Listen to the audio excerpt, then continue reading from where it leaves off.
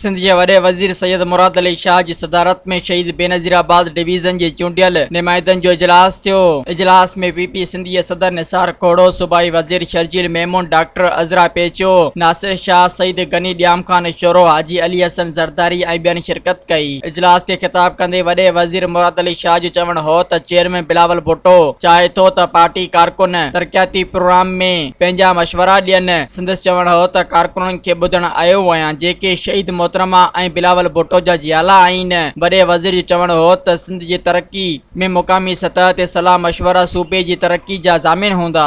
मज़ीद ख़बरनि ऐं तफ़सीलात लाइ विज़िट कयो असांजी वेबसाइट www.awamiNewsHD.com ऐं ॾिसंदा रहो अवामी न्यूज़ HD।